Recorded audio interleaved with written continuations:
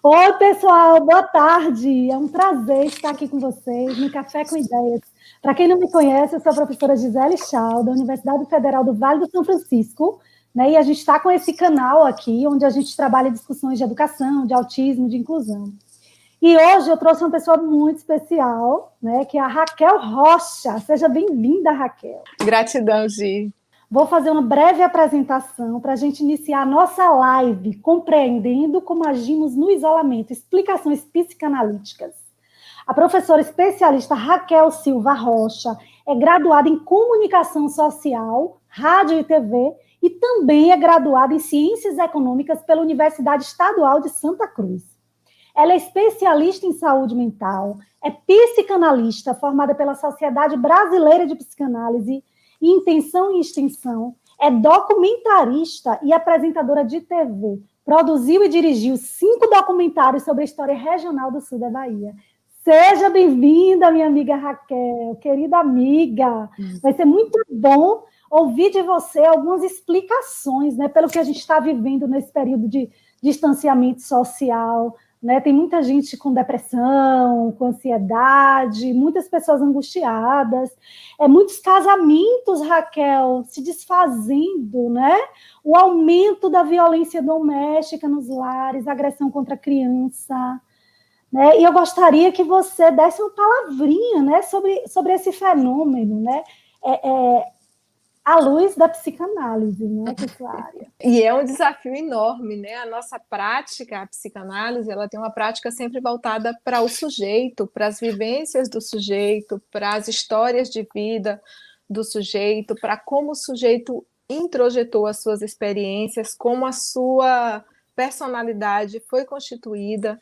Então, a gente sempre encontra explicações dentro da história de vida do sujeito.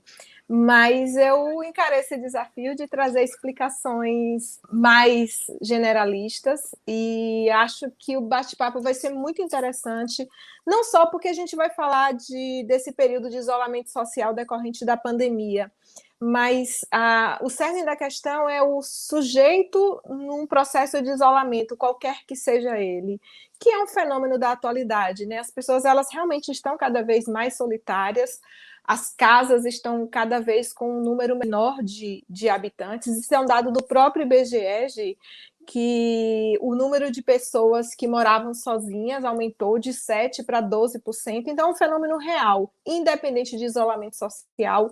De alguma forma, nós estamos vivendo mais afastados um do outro. Não é preciso ter tanta idade para saber disso. Acho que todas nós na infância, em uma cidade pequena, a gente viu aquela comunidade que as pessoas sentavam na porta, que as pessoas conversavam no final da tarde. Então, a gente acompanhou essa mudança. Então, esse período de isolamento que a gente precisa entender não é só o isolamento da pandemia, mas é como nós, seres humanos, agimos quando estamos sozinhos. Mas já é possível estabelecer, né, com precisão, uma relação entre isolamento social e saúde mental? Mesmo que não seja esse isolamento que a gente esteja vivendo, já tem essa relação? Olhando para trás, a gente consegue ter um panorama, aquela coisa que nosso professor de história falava, né? Estudar o passado para tentar entender o futuro. Em 2003, a gente teve a epidemia do SARS, síndrome aguda respiratória. E aí os estudos foram feitos relacionando a esse período de quarentena e transtornos mentais. Foi um estudo da King's College de London, na Inglaterra, e esses pesquisadores identificaram que houve um aumento de 30% nos casos de depressão, ansiedade e transtorno de estresse pós-traumáticos em indivíduos que tinham ficado em quarentena no país mais atingido, que tinha sido a China. Isso aconteceu em 2003. Então, é possível, sim, que nós tenhamos um aumento também de transtornos mentais, e a gente já tem, inclusive, alguns estudos aqui no Brasil falando um pouco sobre isso. De início, porque o diagnóstico de um transtorno mental ele nunca deve ser feito de uma forma muito rápida e leviana, né? É um processo de você acompanhar o paciente, de você entender a evolução desse sintoma, por quanto tempo esses sintomas persistem. Então, logo no início do isolamento, a gente percebeu esses sintomas. O que os profissionais da saúde mental perceberam? Alterações no sono, até porque você teve uma alteração na rotina de sair para trabalhar, chegar em casa, de ver a luz do sol, que faz uma diferença enorme, né, para o nosso sono, a gente ter esse contato com a claridade. Então, e a falta, às vezes, de uma atividade física, as academias foram fechadas, as pessoas não puderam mais nem caminhar nas vias públicas. Então, tudo isso levou a uma alteração no sono, uma sensação de cansaço, que parece contraditório, porque as pessoas, teoricamente, estavam em casa, estavam mais descansadas. Mas eu ouvi tanta queixa de que as pessoas estavam se sentindo cansadas e letárgicas. Elas tinham mais tempo, mas é como se o rendimento delas tivesse diminuído. E a gente soma isso, a incerteza, o medo, a insegurança. Eu não sei se eu vou ser demitida, eu não sei se eu vou voltar a estudar. E é uma sensação de impotência, né? O que eu posso fazer? E a sensação é que a gente não pode fazer nada, só esperar para ver como esse cenário vai mudar. E as pessoas, elas foram relatando, isso eu achei muito bonito, que elas foram sentindo falta das pequenas experiências da vida. Eu vou até pedir assim, para as pessoas que estão nos assistindo, que elas possam relatar do que elas mais sentiram falta nesse período. Então, as pessoas falam, poxa, um estudante falou, senti falta de conversar com a professora após a aula, ficar na sala de aula conversando com a professora. As pessoas sentiram falta de comer um acarajé no final da tarde, de uma massagem. Então, a gente acabou sentindo falta dessas pequenas coisas também nesse período de pandemia. Essas características todas que eu citei, o medo, a alteração no sono, no apetite, tudo isso pode ser um gatilho para um transtorno mental, um desencadeador, ou algo que já estava lá, ou também pode provocar, sim, um processo de ansiedade. A gente tem um estudo já, uma pesquisa do Instituto de Psicologia da Universidade do Rio de Janeiro, da UERJ, e esse estudo mostra que casos de depressão dobraram, e casos de ansiedade tiveram um aumento de 1% nesse período de quarentena. Então, como a gente já está entrando, a gente já tem uns 4 meses de quarentena, a gente já tem estudos mostrando que sim, a depressão e o transtorno de ansiedade foram os 2 transtornos que a gente já percebeu um aumento nesse período. Nossa, então devem ser os mais evidentes, né? Os mais evidenciados. Raquel, eu pensei aqui agora,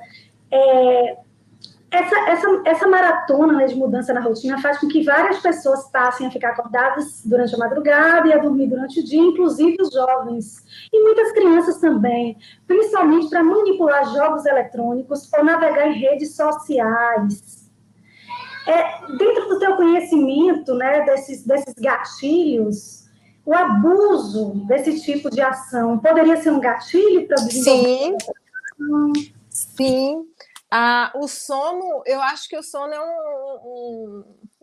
uma das coisas que mais influenciam no nosso...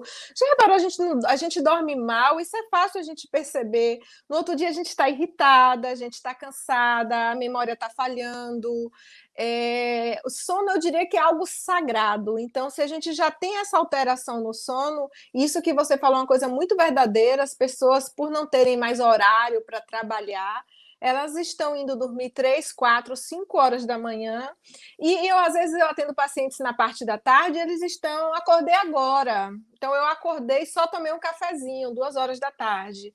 Ou seja, essa pessoa, ela não só o horário do sono dela foi alterado, mas o horário do café da manhã, o horário do almoço, o horário da janta, e nosso corpo, ele precisa ter uma certa rotina, os hábitos são importantes. A gente ir ao banheiro no mesmo horário, a gente almoçar na hora do almoço, é importante que nosso corpo entenda que horas são. Então, para ele poder liberar o hormônio que vai te acordar de manhã, para ele poder liberar o hormônio que vai te fazer dormir, a melatonina, no período da noite, da escuridão, todo no nosso processo endócrino, ele precisa entender o horário, a gente tem o ciclo, né? E para isso os hábitos são importantes. E as pessoas bagunçaram totalmente a rotina nesse período. E está influenciando, sim. O cérebro não sabe mais se é dia, se é noite. Antes a gente não tinha energia elétrica, então não tinha como o nosso cérebro se enganar, né? De noite era de noite mesmo, era escuridão. Agora a gente tem todos esses aparelhos, a luz azul do celular, que em vários aparelhos é possível você tirar essa luz azul no período da noite, mas é como se nosso cérebro tivesse confuso, não soubesse mais o horário, e aí ele também não faz a parte dele, né? De produzir os hormônios, os neurotransmissores nos horários que ele precisa produzir. A rotina é importante para qualquer pessoa. Para as crianças, essa rotina de horário de dormir e acordar, ela é muito importante. Eu ia ressaltar exatamente isso, né? Como para a criança, deve ser assim. Inclusive, a criança influencia a vida dos pais. Porque uma criança que não dorme direito se torna uma criança irritada, se torna uma criança dengosa, birrenta, e isso vai incomodar demais aos cuidadores, né? Seja pai, seja mãe, seja avó. E no que tange, Raquel, a crianças autistas, o estabelecimento da organização e a manutenção de uma rotina é fundamental para o equilíbrio de toda a família. Porque uma criança autista, ela se incomoda demais quando a rotina é quebrada. Então, imagine uma criança autista sem dormir à noite. Como é que fica essa mãe? E no outro dia, essa criança irritada o dia todo, né? Está sendo complicado para muitas mães de autistas. Para outras mães, está sendo uma oportunidade de estar perto dos filhos, organizando a rotina e desenvolvendo atividades diferenciadas, né? Eu tenho notado isso. De observar certas coisas, né? Que antes não conseguia observar.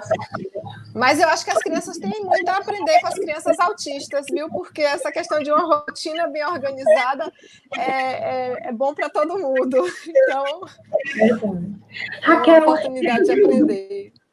Essas mudanças, né, provindas desse distanciamento social, dessa pandemia, tem provocado diversos transtornos, mas além dos transtornos mentais, você percebe, assim, o que mais mudou, né? Que impacto toda essa condição, na sua visão, está trazendo para a nossa saúde, para a nossa vida, para o bem-estar psicológico, emocional? Porque, assim, o que a gente tem? A gente não tem um padrão. Tem pessoas que estão isoladas sozinhas. Mas sabe o que eu observei? Pessoas que moravam sozinhas, nesse período de isolamento, elas correram para perto da família. Então, pessoas que estudavam em outra cidade, pessoas que trabalhavam em outra cidade, no momento que elas não tinham mais essas atividades, elas retornaram para suas casas. Então, tem esse dilema da solidão e o dilema do hiperconvívio familiar, porque muitas vezes eram pessoas que já moravam sozinhas há muito tempo, e aí agora vai para casa, já não tem um quarto, já tem que dividir o quarto, tem que dividir a rotina. Tem as pessoas que estão em casa, mas estão trabalhando. Meu caso, eu estou em casa, mas eu só mudei o local de trabalho, eu continuo trabalhando, eu continuo atendendo em casa. Mas eu digo que o trabalho aumentou porque antes eu levava minha filha para a escola que se responsabilizava ali a manhã toda por ela. Agora eu preciso estar vendo se ela está prestando atenção na aula, esses detalhezinhos. Aí tem as pessoas também se envolvem com as questões da rotina de casa. Muita gente acabou dispensando uma secretária, uma diarista, e por cuidado mesmo com essas pessoas para evitar a contaminação. Então, cada um lida de uma forma diferente. Tem gente aprendendo receitas novas, tem gente que está se enriquecendo nesse período internamente, e tem gente que está adoecendo. Por que existe essa diferença? E aí é uma grande pergunta que a psicanálise sempre faz, que a psicanálise estuda. Por que eu reajo de uma forma, você reage de outra, Maria reage de outra? Por que dois irmãos criados pelo mesmo pai, pela mesma mãe, são sujeitos completamente diferentes? Então a psicanálise ela busca entender todas essas diferenças. Mas a gente não tem um único padrão, é tudo muito novo. Eu acho que isso que é fascinante, porque a gente se coloca numa posição de não saber, e no momento que a gente se coloca nessa posição de não saber, a gente se permite aprender, né? Esse próprio processo meu, que eu tinha uma certa resistência com a terapia online, está sendo um processo maravilhoso, um processo de descobertas, um processo de aprendizado em que eu ressignifiquei algumas ideias que eu tinha como verdades absolutas. O conteúdo da terapia também acaba se modificando um pouco, porque as pessoas, elas, durante a rotina normal, elas acabam chegando e contando, discutiu com o colega de trabalho, acaba chegando e reclamando do trânsito, acaba muito reclamando ali do momento presente. E as pessoas que agora não têm novidade ali na semana para contar, elas se permitem fazer um mergulho muito mais profundo na sua história de vida. Então, algo que a gente pensa que é totalmente ruim, tem tanta coisa boa nesse período, mas a gente não pode também olhar para isso de uma forma utópica. Tem muita gente adoecendo. Aí eu queria saber isso mesmo, né? Como lidar com esse sentimento de doença, de sofrimento e de perda? Essa questão da perda, do luto. O luto não necessariamente ele acontece por conta de uma morte. Esse luto ele pode ser vivido de várias formas. Então, a pessoa que ela tinha realizado o sonho da sua vida, que era abrir uma loja, ela tinha alugado um ponto, ela tinha comprado mercadoria, ela tinha organizado aquilo com tanto carinho, e de repente essa loja fica fechada, a sua mercadoria está criando mofo, ela entra num processo de luto. O luto ele acontece diante de muitas situações de perda. Eu percebo que as pessoas que terminam uma relação amorosa, elas passam por todas as fases do luto, que é a negação. Primeiro, eu não acredito que aquilo está acontecendo, que a pessoa realmente terminou comigo. Depois vem a raiva da pessoa, aquela hora que a pessoa vai na rede social e desce a lista de defeitos do outro. Aí vem uma sensação de negociação, de tentar voltar. Depois o processo de melancolia, depressão, quando você percebe que você não tem muito o que fazer diante daquela situação, até aceitação. Quando a gente teve essa epidemia, eu percebi que essas fases do luto, elas também estavam presentes.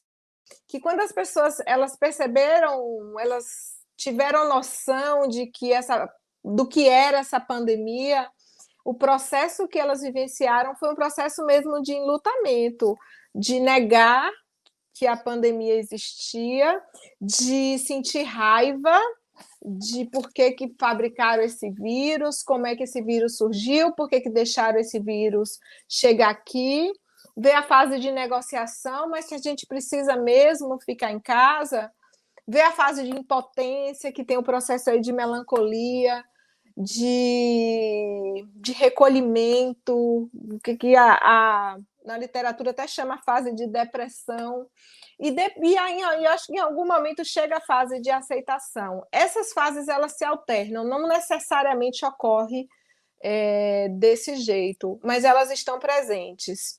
E quando a gente pensa Então, o luto ele é por isso, ele é pela perda do emprego, é a perda daquele grupo da escola que você estava criando tanta afinidade, é a perda do seu sonho, do seu empreendimento, da sua rotina, do seu processo de treino, tudo isso que você foi retirado de você, foi arrancado, pode levar você a um processo de luto.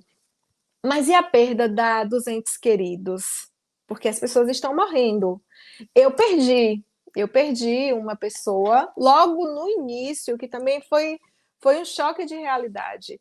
E quando eu perdi essa pessoa, Gisele, uma amiga minha, eu vi a notícia com a foto dela, tudo.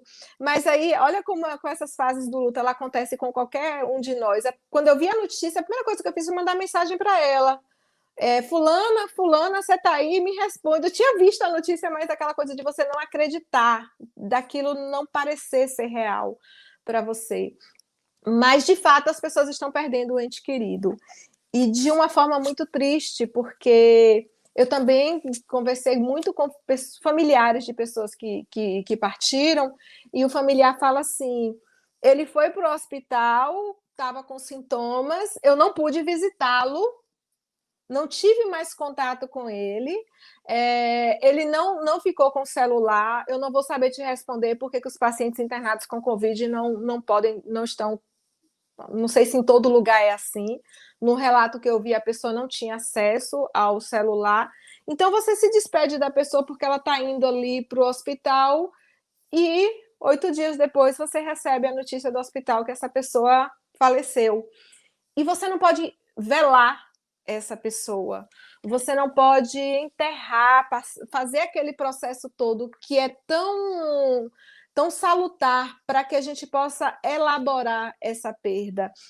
Esses rituais de despedida, eles são de extrema importância para que a gente possa elaborar a perda, para que a gente possa receber o abraço que a gente também não está podendo receber, para que a gente possa compartilhar histórias sobre a pessoa que a gente perdeu, compartilhar afetos, para que a gente sinta que a gente não está sozinha, sensação de pertencimento, de grupo, de comunidade, e tudo isso nos é arrancado, porque do hospital essa pessoa ela vai ser enterrada, pouquíssimas pessoas no enterro, você não pode ver a pessoa no caixão, caixão lacrado, aquelas pessoas com aquela vestimenta, todo mundo distante, não há esse momento da despedida, e aí é muito mais difícil lidar com o luto numa situação como essa.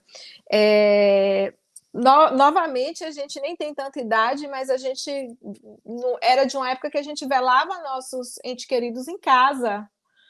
Quando a gente perdia alguém, a gente velava em casa e a gente recebia os amigos e a gente ficava a noite toda ali, acordada, conversando, contando histórias, recebendo abraços, né? Fazendo café, comendo um biscoito. A gente chorava junto, a gente chorava abraçado. Tinha uma questão de você tinha que esperar um período para enterrar. Eu me lembro quando era pequena tinha isso. Nas cidades menores, as casas abertas e as pessoas revezando para não deixar a família sozinha.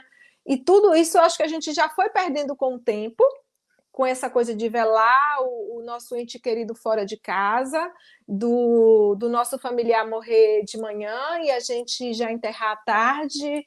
É como se a gente não tivesse mais essa capacidade de lidar com a morte. E agora, nesse período de pandemia, a gente não tem a oportunidade de se despedir. E isso torna o luto muito mais difícil. Os familiares que perderam pessoas, eles me relataram. O marido falou para mim assim: Raquel, a ficha não caiu ainda.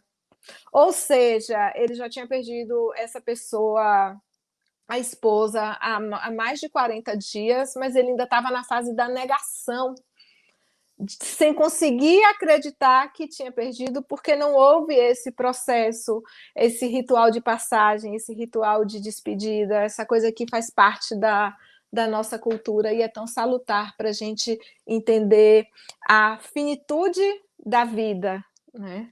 Então, tem sido muito difícil lidar com as perdas nesse período por conta da característica dessa doença.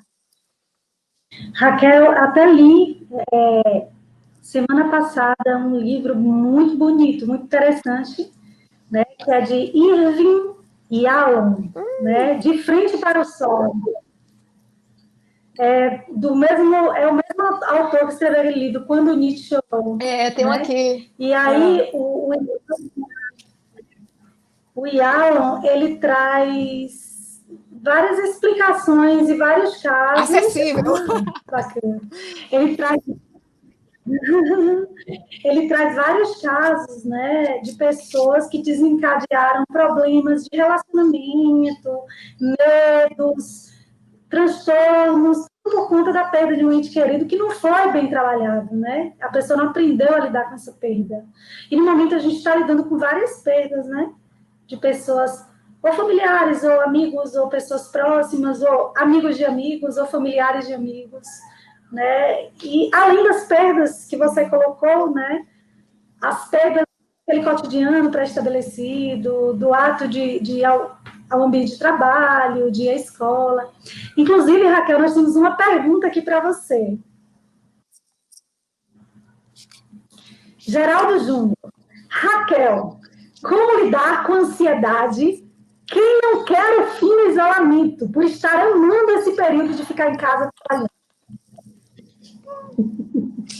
Olha, tem uma notícia boa. Eu acho que essa pandemia vai acabar, precisa acabar, né? A gente tem que pensar que se está confortável para a gente. Eu também estou gostando de ficar em casa. Eu já gostava de ficar em casa, então eu estou gostando. Mas a gente tem que pensar que as pessoas estão adoecendo, pessoas estão morrendo, pessoas estão ficando desempregadas. Eu acho que o lado bom de tudo isso é que algumas coisas vão permanecer. As pessoas estão descobrindo que elas podem fazer muitas coisas de suas casas, que elas podem trabalhar de suas casas, que elas podem fazer reuniões de suas casas, que elas podem dar aulas de suas casas. Então, vamos mentalizar que essa pandemia vai acabar, mas que a gente pode aproveitar o aprendizado que essa pandemia nos permitiu. Então, a gente pode continuar mais tempo em casa, né? As pessoas estavam numa vida tão corrida, acho que é possível sim.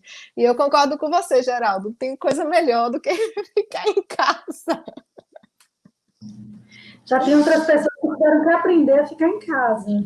Tem gente que não gosta de ficar em casa. Aí eu me pergunto, por que essas pessoas não gostam de ficar em casa?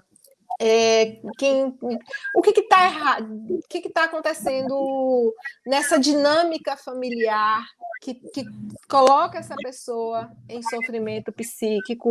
Então, em vez de simplesmente fugir, saindo de casa, vamos tentar entender o que está acontecendo e vamos tentar entender por que essa relação é uma relação que causa sofrimento.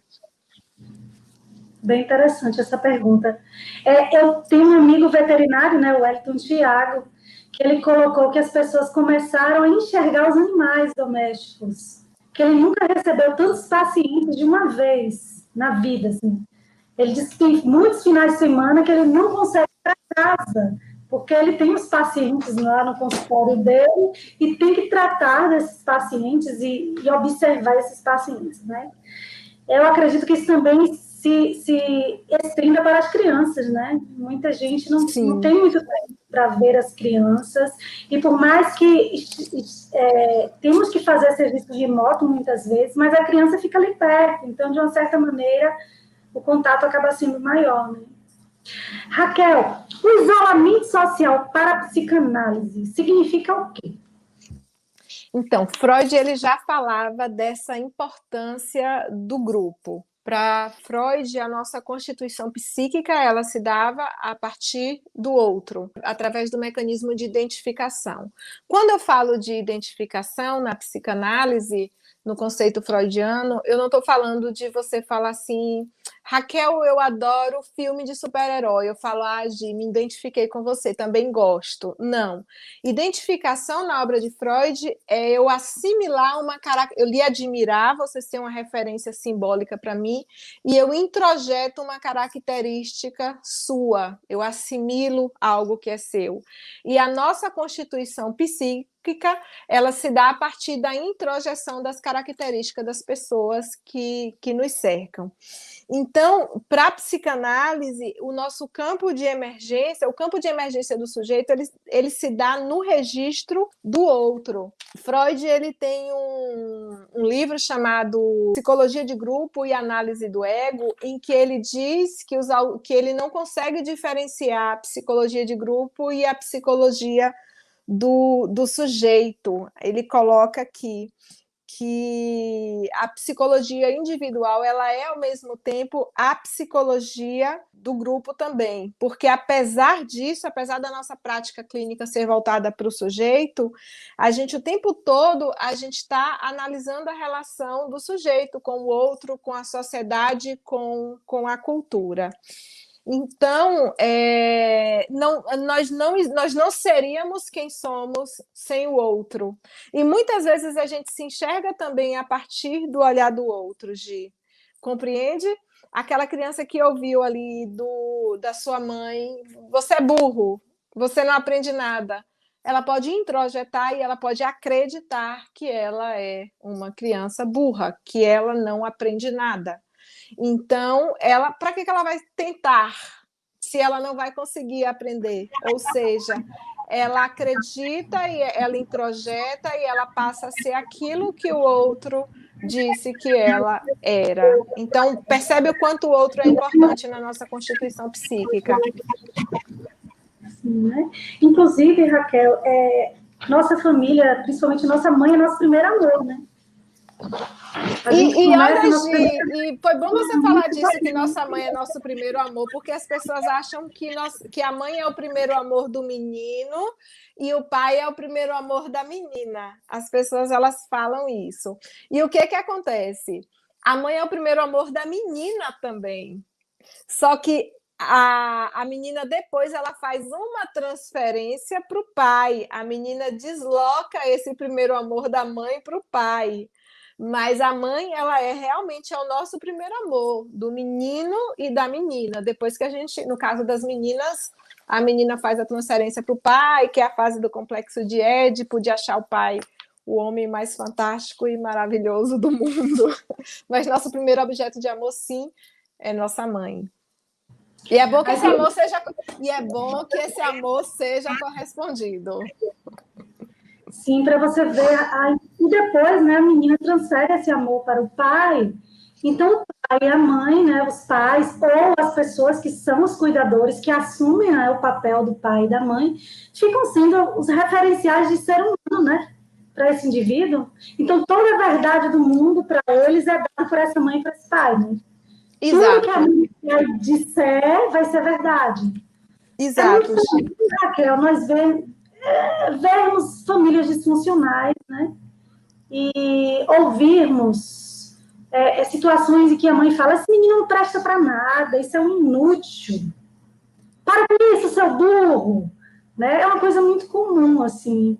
E se essa verdade, se para a criança tudo que a mãe fala e o pai fala são verdades, então a criança vai acreditar nisso, né? E ela vai crescer se achando inútil? Ela vai crescer. Esses dois sujeitos são minha referência de mundo. Então, o que eles falam é verdade. Eu não vou duvidar das pessoas que me trouxeram ao mundo. E sim, o período de construção dessa autoestima desse indivíduo seria justamente nesse período da infância? Na infância. Essa importância do outro ela é tão grande. Lacan ele tem uma teoria que eu considero genial, que ele fala do estádio do espelho. Ele diz que o bebê nasce, que a primeira fase é o que ele chama de corpo despedaçado. É como se o bebezinho, e você olha para um bebê e você fala assim, Lacan tinha razão. O bebezinho, ele não entende que aquele pezinho ali é dele. O bebezinho no berço, ele não entende que aquele pezinho é dele, é como se aquele pezinho fosse um objeto externo a ele, ele não entende que aquela mãozinha é dele, é como se o bebê ele se entendesse enquanto uma parte fragmentada. E aí Lacan fala do estádio do espelho, que não necessariamente é o objeto do espelho, mas essa unificação corporal, ela se dá no momento que a gente vê a imagem do outro, que a gente percebe que esse outro tem braço, tem perna, a gente percebe a unidade do outro, é que a gente entende que nós também somos uma unidade. Esse processo do outro, inclusive, quando a gente nasce, a gente acha que nós e nossa mãe somos uma coisa só, né? O que a gente chama de simbiose. Então, observa como o outro ele tem uma importância fundamental na nossa constituição psíquica desde o nascimento. E em relação a isso que você falou do discurso, Lacan fala do grande outro. O que é o grande outro? O grande outro ele é o discurso, ele é a linguagem, ele é todos os ditos que nós ouvimos a vida toda. Eu trouxe até um trechinho de Lacan, deixa eu ver se eu acho aqui um trechinho de Lacan. Aqui, todos esses ditos que a gente foi ouvindo a vida toda. Aí o que Lacan diz? Ele diz que a linguagem é a condição do inconsciente, ou seja, para Lacan, nosso inconsciente, que é aquela parte lá que para Freud a maior parte da nossa mente é inconsciente, e nós somos comandados por desejos inconscientes. Esse inconsciente ele é estruturado como linguagem, e a linguagem ela é o discurso do outro, o inconsciente é o discurso do outro, o desejo do homem é o desejo do outro. E aí, às vezes, até quando a gente faz o contrário, de alguma forma, o desejo do outro tem um efeito sobre a gente, porque a gente está fazendo justamente o contrário, mas o outro é sempre uma referência na nossa vida. Incrível, né? Essa força do outro, da criança só se enxergar depois que ela enxerga o outro. Então, a gente também, às vezes, a gente precisa conseguir enxergar a gente mesmo, até enquanto adultos, né? Eu acho que o papel da psicanálise é isso, né? É fazer a gente se analisar, se encontrar, né? Encontrar algo que está ali dentro, que a gente não está vendo. Já que a gente cresce baseado no outro, o que o outro diz que é verdade, a gente acredita, né? Desde pequenininhos, então a gente cresce com essas verdades todas, e quando a gente chega na adolescência, que as pessoas dizem que é uma fase de rebeldia, né? Os hormônios estão a mil, aí o adolescente começa a observar, não, nem tudo que me disseram é verdade, começa a contestar, né? Os adolescentes são bem contestadores, e aí começa o que Freud diz, né? Reviver a infância? Seria essa fase de reviver a infância? Voltar. De alguma forma, quando você relembra, né? Você revive. Tem um psicanalista que eu gosto muito, Nazil. Nazil diz que quando um paciente entra na sala dele e deita no divã, ele olha e ele vê uma criança. Porque o discurso é o discurso da criança. E, Gi, quando você vê um homem ali na sua frente de 50 anos de idade, e esse homem conta que todos os dias o pai atrasava para pegar ele na porta da escola e que ele via todos os coleguinhas dele indo embora e ele ali esperando e se sentindo envergonhado porque a sensação que ele tinha era de que o pai tinha esquecido, de que ele não era importante para o pai, porque o pai de todo mundo dava um jeito de buscar, por que o dele não dava? E ele vai contando aquilo, aquela sensação e você percebe que a criança dentro dele falando. Entende por que Nazil diz que olha e vê a criança? Então, quando ele está me falando aquilo, e você percebe que ele está sentindo a dor, que é a dor da criança, é a ferida que está aberta. E às vezes você percebe aquele homem de 50 anos ali, que a lágrima começa a escorrer, e você entende o quanto aquilo o machucou lá atrás, e o quanto aquilo tem influência na vida dele. E aí, assim, o paciente ele chega falando muito do momento presente, de como ele é. Depois, quando ele começa a contar essas coisas, imediatamente a gente faz o link. Por isso que você não gosta nem de esperar 10 minutos pelo médico, porque a sensação que você tem é essa sensação de que você não é importante para o outro. E aí não é o médico, eu não sou importante para o meu pai. E o que a gente faz na psicanálise? Tentar, porque dizem assim, que na psicanálise a gente fica atribuindo a culpa ao pai, à mãe, não é isso, Gi. Porque no momento que ele me conta isso, eu vou perguntar o que o pai dele fazia da vida, vou perguntar com o que o pai dele trabalhava, como era a rotina do pai dele. E conforme ele vai me contando do pai dele, muitas vezes ele percebe que não era uma situação de descaso, de abandono. Pode ser também, mas pode não ser. Então, a partir desse entendimento também do outro, vem um processo de empatia, de compaixão, de perdão, se for o caso. Então, não é para julgar, é para entender. E é por isso que a gente volta na infância, para tentar entender. E entender... Raquel, interessante refletir, né, que quando esse sujeito descobre que ele se aborrece muito com o atraso de uma pessoa, e ele descobre que isso está associado àquele momento enquanto criança, quando ele chora, é a criança chorando, né? É a criança chorando. É a lágrima da criança, que muitas vezes ficou guardada por 50 anos, porque ele não podia chorar na porta da escola, porque ele tinha vergonha dos colegas dele. Às vezes a lágrima que cai ali é uma lágrima que ficou guardada por 50 anos. E você entende a honra de você estar nesse espaço escutando isso? Sim, e a partir do momento que ele consegue estabelecer essa relação, né, da origem do problema, ele pode compartilhar com a companheira, e pode dar para ela uma forma de compreender aquela atitude dele, e ele mesmo se compreender, Exato. né?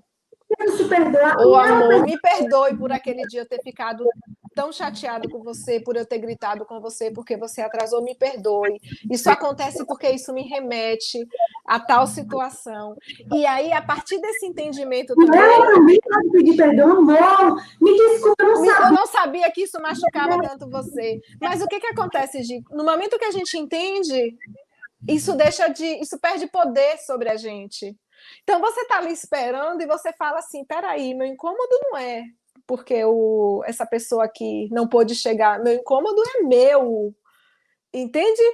E aí, quando você entende, isso perde força, isso deixa de te incomodar, de irritar, e aí os sintomas que te atormentavam tanto, eles vão desaparecendo. Não é um passe de mágica, não, Gi. É um processo gradual, é um processo longo, não é um processo indolor, mas é um processo transformador. E o que eu acho interessante da psicanálise, né, é que isso melhora, fazer psicanálise, fazer análise, melhora a relação com a gente mesmo e melhora a nossa relação com o outro, né? É uma questão de se autoconhecer para você lidar melhor com o outro e até compreender o outro, né? Então, as pessoas geralmente que estão que agem de uma forma muito aborrecida, muito irritada, uma pessoa que constantemente maltrata os outros, uma pessoa muito agressiva, né? Ou muito competitiva, ou muito chorona. A gente poderia atribuir algumas questões nossas a isso, né? A algo. A psicanálise, ela trabalha com determinismo psíquico no sentido de que tudo tem um porquê. Tudo, isso que eu sou, eu me irrito tanto com isso. Por que eu me irrito tanto com isso? E esse porquê separado sempre tem um porquezinho junto, que é a resposta. Então, todas essas características que você falou, elas têm uma explicação. Na psicanálise tem uma explicação. E a terapia tem o objetivo de chegar até elas. Lógico, de descobrir a explicação do sintoma que te incomoda, porque você pode dizer, eu sou assim, isso não me incomoda, não estou afim de trabalhar isso, beleza. Mas no momento que isso te machuca, no momento que isso afeta a sua vida, afeta as suas relações, e você quer descobrir o porquê, aí você entra nesse mergulho na sua mente, na sua história de vida, para tentar entender o porquê que isso acontece. Mas, Raquel, nesse momento de isolamento, como você falou, muitas pessoas retornam às suas casas, né, às casas dos seus familiares, muitas ficam em suas próprias casas, e mesmo que essa pessoa não esteja sozinha, mas esteja com outras pessoas na mesma casa, mas muitas vezes cada um se isola no seu quarto, né? Como a psicanálise explica essa questão de saber lidar com a solidão, né? Com a falta do outro, já que o outro é tão importante para a gente, né? Você lembra que as casas antes, ela tinha uma televisão na sala, e às vezes era só na sala, não tinha nos quartos. As pessoas mais ricas já tinham alguma televisão no quarto, mas tinha a televisão fazia parte da decoração da sala, tinha. E essa coisa de a gente assistir televisão, todo mundo junto, e ter que esperar o intervalo comercial e conversar, existia uma interação ali naquele intervalo comercial, que hoje muitas vezes a gente assistindo um conteúdo on demand que não tem comercial, a gente nem conversa, a gente só assiste. Mas com o tempo cada pessoa foi ganhando um televisor no seu quarto e as famílias foram se distanciando.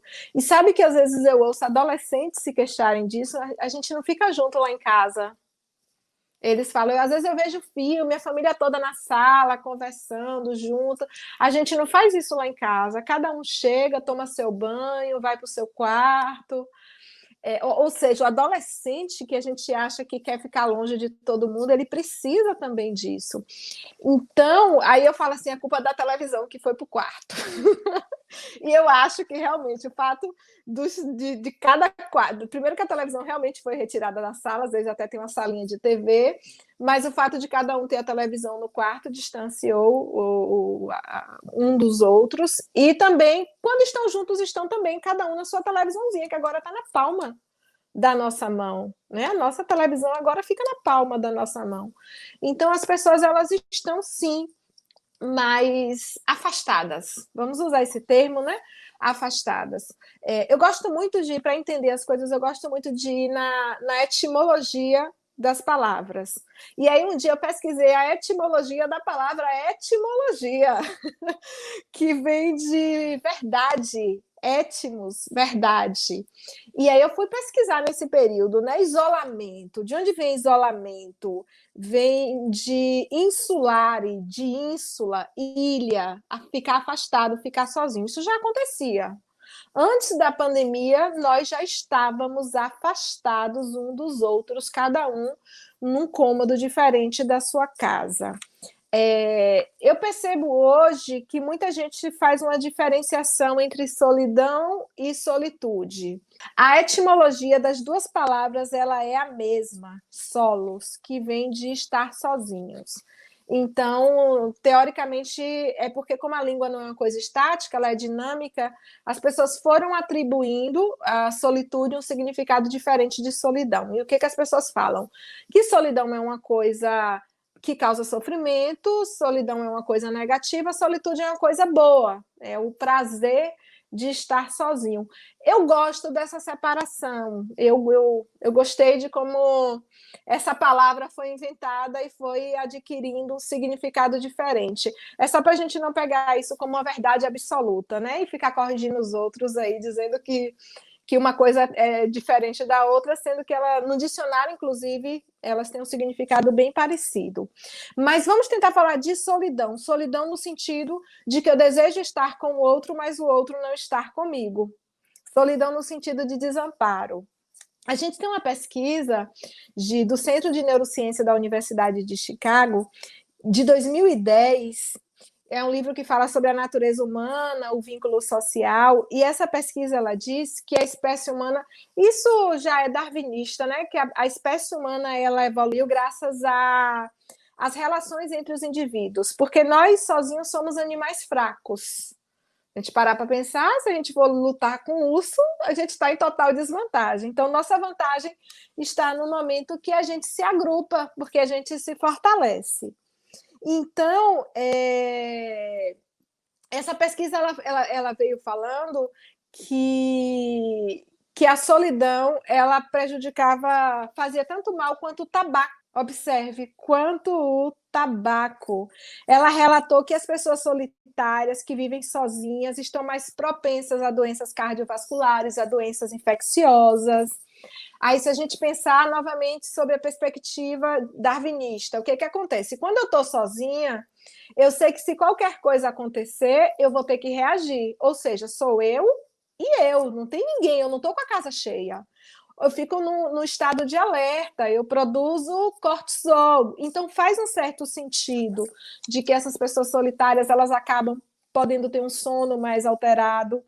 Mas a pesquisa ela revelou isso, que a solidão ela prejudica a saúde mais que a obesidade e o tabaco, e disse que a maior causa de infelicidade de 1 em cada 5 americanos, ou seja, 20% dos americanos sofrem de solidão. Eu diria que na clínica esse percentual ele é bem semelhante. Eu diria que é um sofrimento que se apresenta muito, né? A psicanálise ela trabalha muito com a escuta da solidão. Raquel, nós estamos com muitos jovens dentro de casa, né? E eu tenho notado que muitos jovens têm ficado muito irritados ou deprimidos, né? Você acredita que há uma explicação para isso em termos de psicanálise ou seria apenas por conta do contexto? Tem algo a ver com tem aquela fase do jovem, se a gente pensar mesmo no desenvolvimento humano, tem aquela fase esquisita, né, do jovem, do adolescente, aquela fase rebelde, aquela fase que a gente não reconhece, fala, é nosso filho, é meu filho, esse ser estranho, é meu filho. Tem aquela fase que eles se distanciam, porque esses pais que a gente falou que eram os heróis, eram modelos, de repente o modelo passa a ser o amigo, passa a ser o colega. Eu preciso me desvincular da minha família para poder me identificar com o grupo, identificar naquele mesmo sentido de que o adolescente ele começa a adquirir características do grupo, aí observa como os adolescentes se vestem iguais, como eles vão adquirindo características uns dos outros. Então é isso, eu me identifico com minha família, depois eu me identifico com o meu grupo, para depois eu tentar entender quem eu sou, com tantas características que eu assimilei no decorrer da minha vida. Então já é um período de muitas mudanças, de muitas alterações, um corpo que cresce, um corpo que me é estranho, né? Esse peito que cresce e esse pelo, no caso dos meninos, então tem todas essas alterações físicas, tem as alterações hormonais, e claro que tudo isso pode influenciar sim no humor, pode deixá-lo mais irritado. Nós mulheres sabemos o quanto o período de tensão pré-menstrual ele é difícil, ele afeta. Tem mulheres que ficam extremamente irritadas, eu fico um pouquinho mais sensível. Antigamente, eu lembro que eu estava assistindo comercial, achava o comercial lindo, eu falei, já sei o que está acontecendo. Então, tem essa questão dos hormônios também. Mas se a gente para pensar que nessa fase o grupo tem uma importância fundamental para esse sujeito nessa idade, e nesse momento ele foi afastado completamente desse grupo, a gente entende como esse processo está sendo difícil para ele. E outro grupo também que eu acho que está sofrendo muito, acho que os adolescentes estão sofrendo, mas um outro grupo que está sofrendo muito são os idosos, porque de alguma forma os adolescentes já cresceram com essa coisa de se comunicar através da tecnologia. Os idosos não, eles ainda tinham esse hábito de ir na casa do outro, conversar, de dar a volta na rua, na pracinha, de sair para fazer aquelas compras demoradas. Então eu percebo que os idosos eles estão sofrendo muito com essa questão do isolamento, mais até do que os adolescentes. E aí, para a gente, né, que ainda não chegou lá e já saiu da adolescência, para a gente, né, Geraldo, está sendo paraíso ficar em casa. Em relação aos casamentos, Raquel, como é que você vê essa questão dos casamentos? Por que tem acontecido, né, tantos divórcios, tantas brigas? Né? Porque o isolamento deveria ser um momento dos casais procurarem se entender, né, conversar, estabelecer um diálogo. E por que está acontecendo o contrário?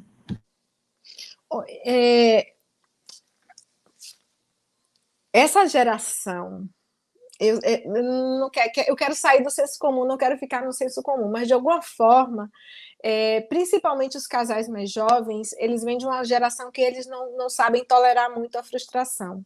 A nossa sociedade ela veio de uma criação extremamente rígida, em que nós apanhávamos, né? Os pais batiam, em que não havia diálogo, aquela coisa de meu pai só me olhava e eu já morria de medo, vinha de uma criação extremamente rígida para uma criação extremamente permissiva, e um medo de frustrar, e um medo de dizer não, e eu faço todas as vontades do meu filho, porque eu sou mãe, porque eu amo incondicionalmente, mas quando esse filho casa, a esposa também foi criada dessa forma, com alguém fazendo todas as vontades dela. E aí essas duas pessoas que não sabem lidar com a frustração, que estão acostumadas a ter todos os seus desejos atendidos, de repente elas precisam compartilhar uma vida.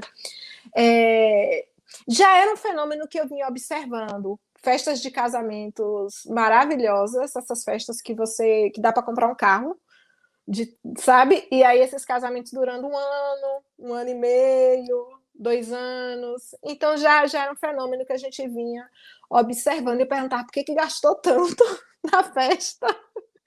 Porque é um dinheiro que, quando você compra um imóvel, você ainda vende e divide, né? Mas o que gastou na festa foi. E aí, nesse momento de pandemia, que essas pessoas ficam juntas, tudo isso que já existia aflora. Né? Esse hiperconvívio aflora.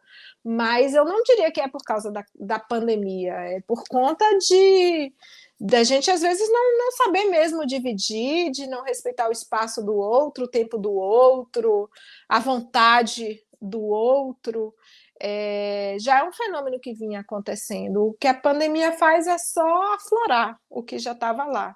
E aí é pensar positivamente, né? Se essa relação não ia dar certo, é bom que acabe logo, do que a gente ficar estendendo.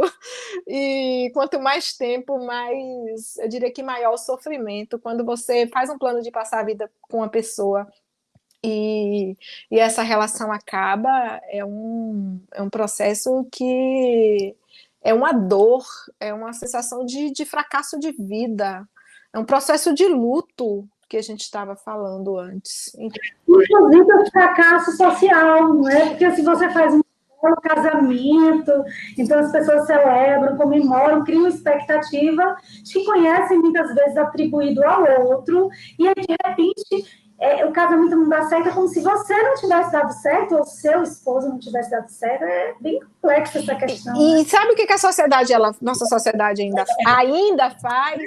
Ela acha que é um fracasso da mulher.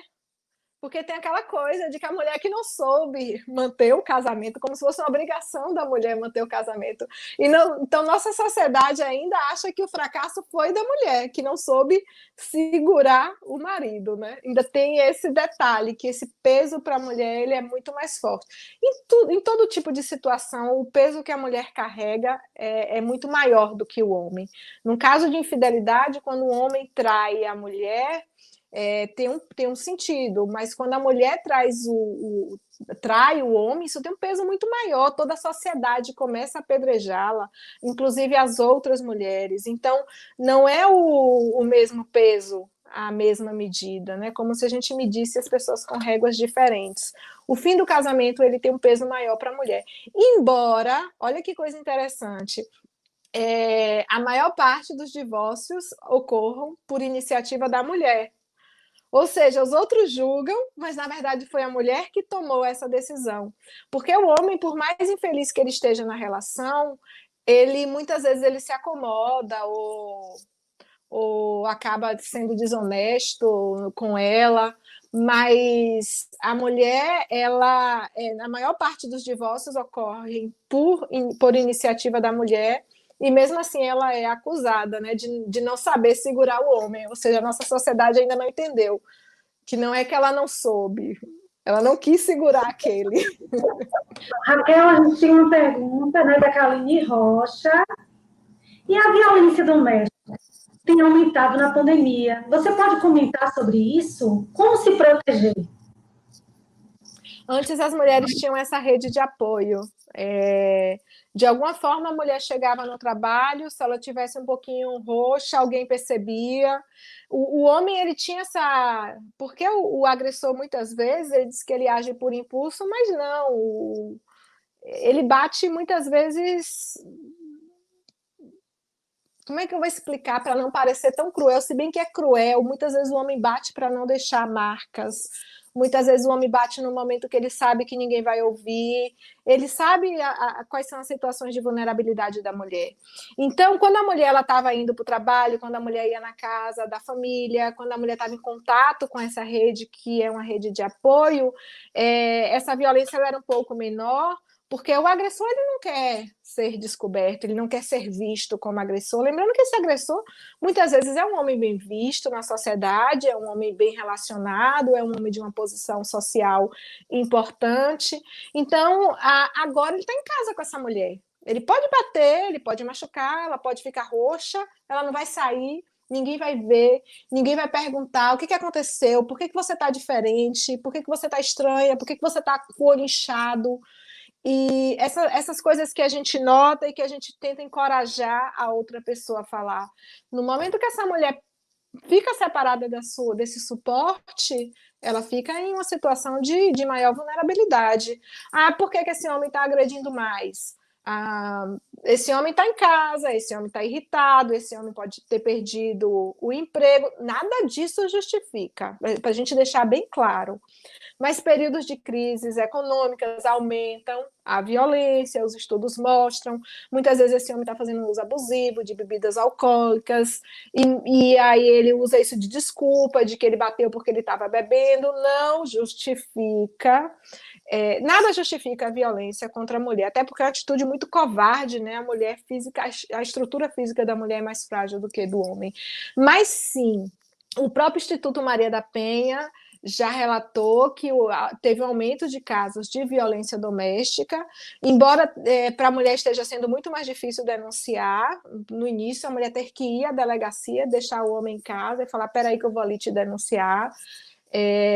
Agora já tem mecanismos para as mulheres fazerem essas denúncias, mas é muito difícil para a mulher não denunciar, e a gente não pode julgar e dizer, ela não denuncia porque ela gosta ou porque ela aceita. Não, essa mulher, ela tem medo de morrer, ela tem medo de que esse homem vá faltar para os filhos, ela tem medo de que ele vá agredir os filhos. A gente tem caso de homens que, quando a mulher tentou se separar, ele foi na casa dela e matou ela, matou o filho, matou a mãe, matou o pai, matou a avó, matou todo mundo. Então, muitas vezes, essa mulher teme não é só por ela, mas pela sua família também.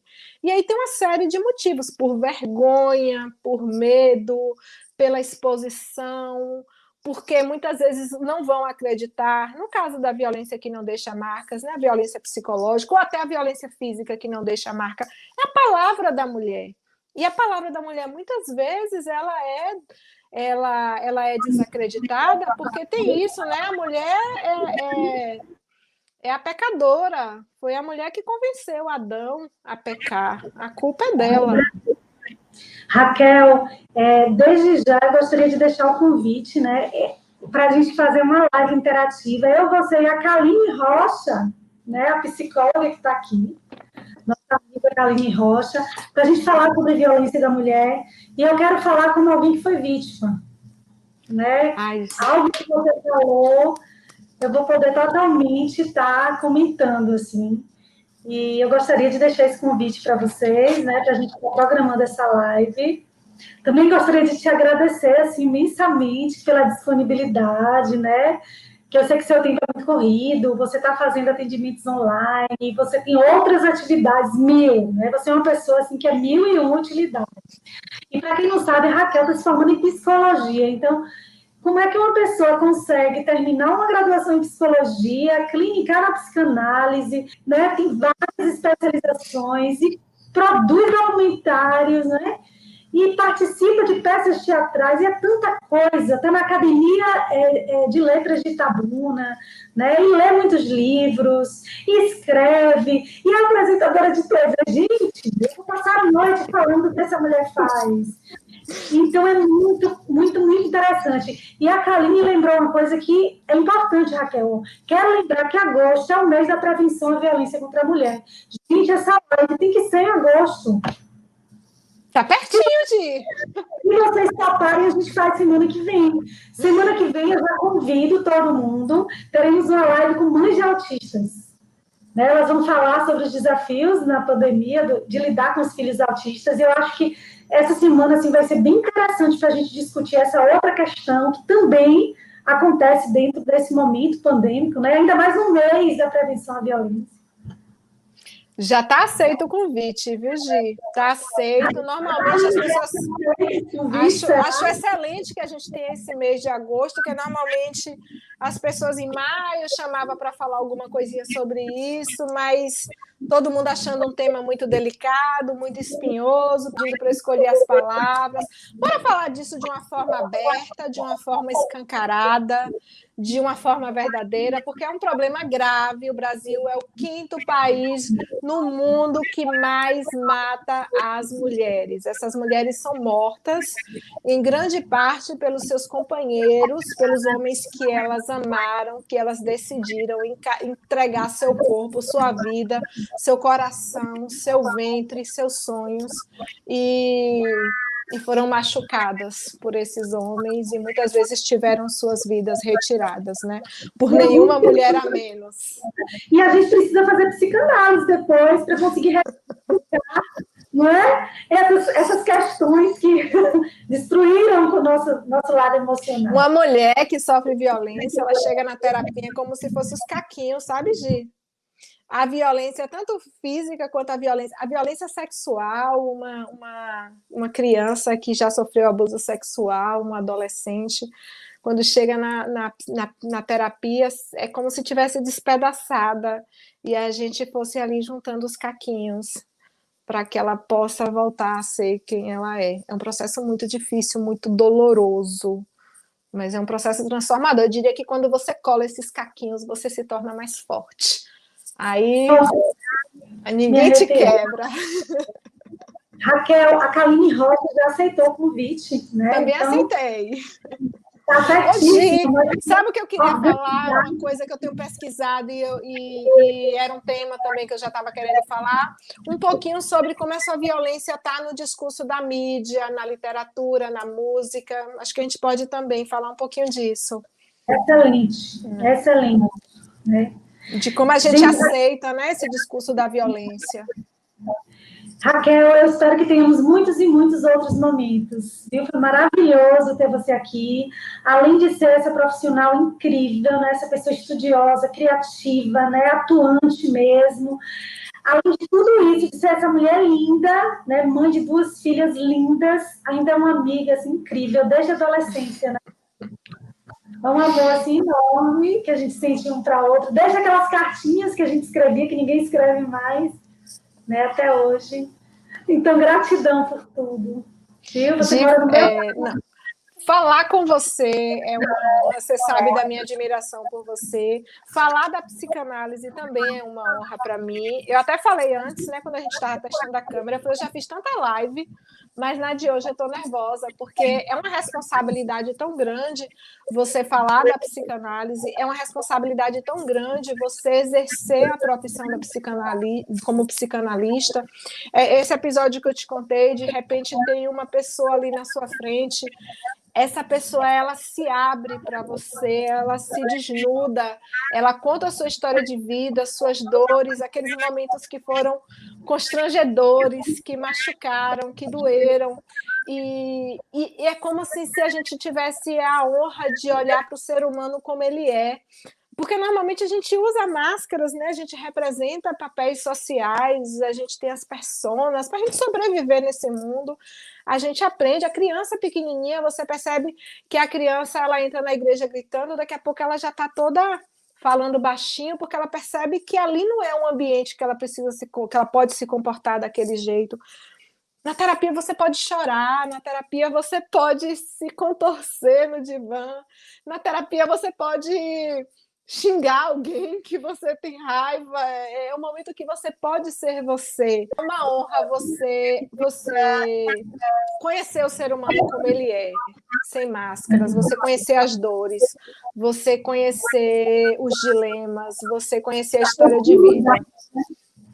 E eu me sinto muito honrada com essa profissão e pretendo corresponder, né, às expectativas de cada pessoa que confia contar a sua história de vida para mim, para que eu acompanhe nessa jornada. Gente, um beijão para todos vocês, uma boa noite e até a próxima.